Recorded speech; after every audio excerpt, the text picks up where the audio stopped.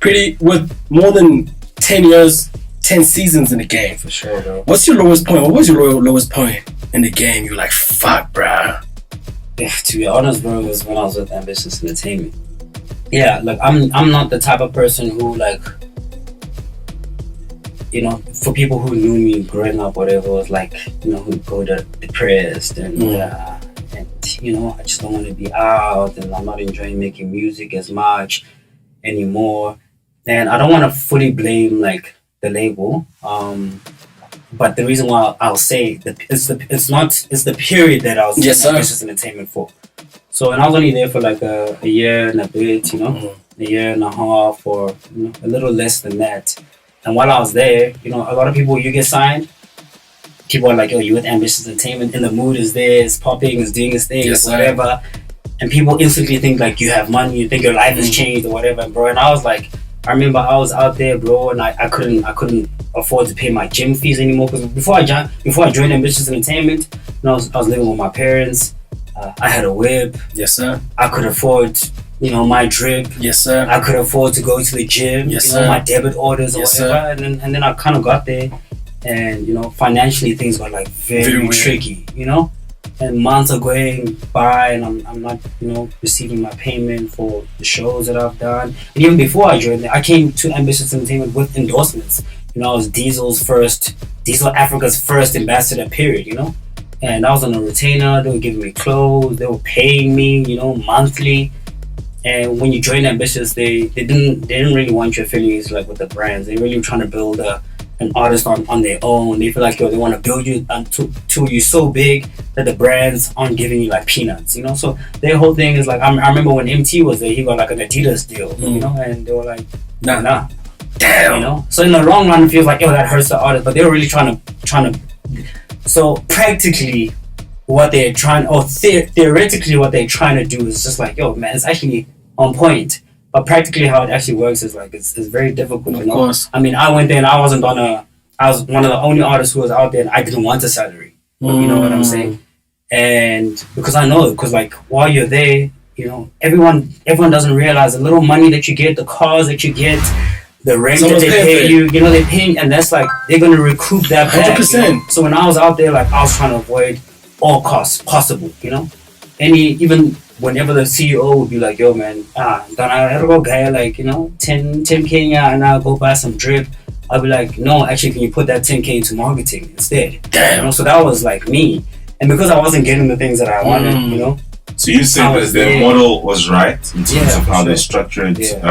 Because also, artists, in terms of like deals, right? I don't know what type of deal they do with you, but when you get like a 360, it's a 360. It's well put out with like a structure and format, and you can read that thing. It's to the point, right? And then when you talk of like, for example, endorsements, right?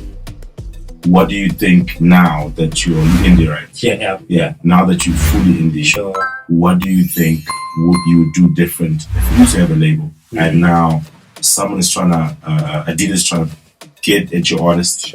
Would you rather your artist get that endorsement deal with those peanuts, or would you rather say, listen, I see this deal, but let me rather pay you while I build you until you're powerful enough, so when the brand comes back, they give you a bigger check? For sure. I mean, that's like you said. Now that's what Ambitious Entertainment does. Practically, I mean, theoretically, that's what they're trying to do. You know. And so I don't think there's anything necessarily wrong with their model, you know, because I'm sure Sony applies the same structure. Universal applies the same structure. In fact, maybe with Ambitious it's a little different, because maybe you're splitting it 50-50 with whatever you're doing, you know. And whereas, you know, with bigger labels and major labels, you know, some artists are getting like 12%, 10% of like what they, you know, what's due to them. Yeah, exactly, you know. Bro, what about the game do you understand? When you tell other rappers, they still don't understand about the game, bro. Yo, dog, I think we live in a world right now that's like governed by social media, you know, so everyone's about like instant gratification. Facts. People want to drop a song now, pop tomorrow. Because for them it's like, yo, they didn't know Blackie last year, they know Blackie now. Damn, I want to be just like Blackie. They're serious overnight. You know what I'm saying? But not knowing that, yo, Blackie's been probably doing this thing like 10 years, 12 years plus. He's been recording since primary school or whatever the case is, you know?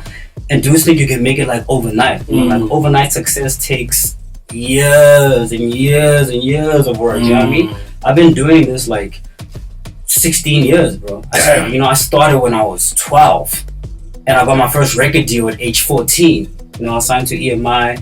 EMI had like a subsidiary group called Huge Entertainment that was run by a dude named Vusi Liao. Yes. They call him Vusi Lu. Okay. And at a point, he managed like Mendoza, WHP, Toyo DeLazy.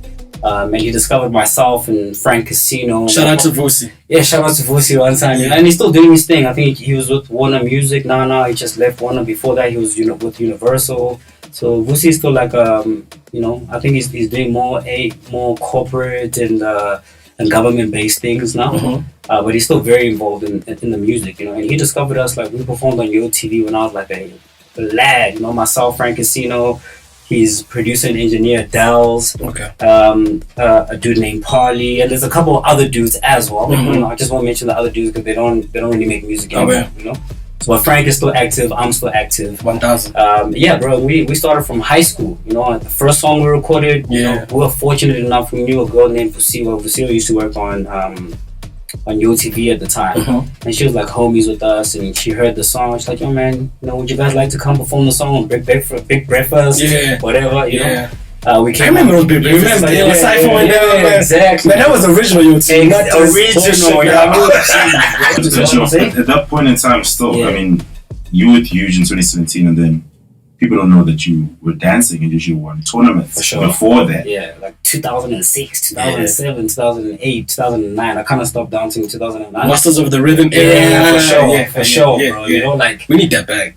Yo, man. Is that how you met your girl?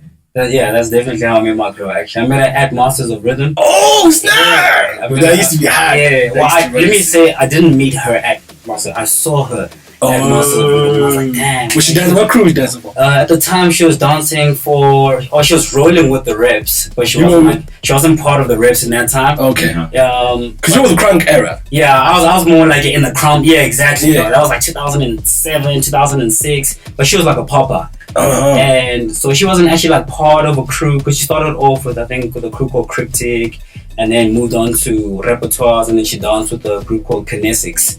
And Kinesics were like the OGs in the game. They didn't even enter competitions. They're the ones that came out to perform at the competitions as special guests, or they were the judges type situation. And that's what I saw, and I was like, oh man, this girl's like, she's cute. Yeah. On that note, did you hit on her the first time you met her? Nah, I didn't. It's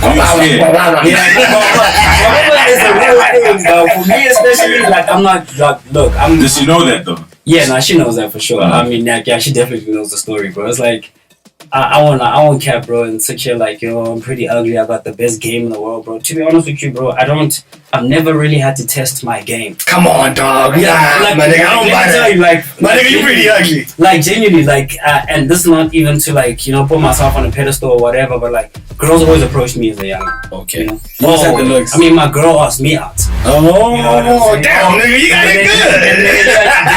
You know what I'm saying? And then, like, 13 years later, we married, you know what I'm saying? So yeah, bro, I was like a very shy dude, bro. Like, girls actually used to complain about like how slow I was. Like, this guy, he's too slow, man. You know what I'm saying? Yeah. So they just end up making the moves. Yeah. So yeah, man. So yeah, Masters of Rhythm, that's definitely where I met my girl.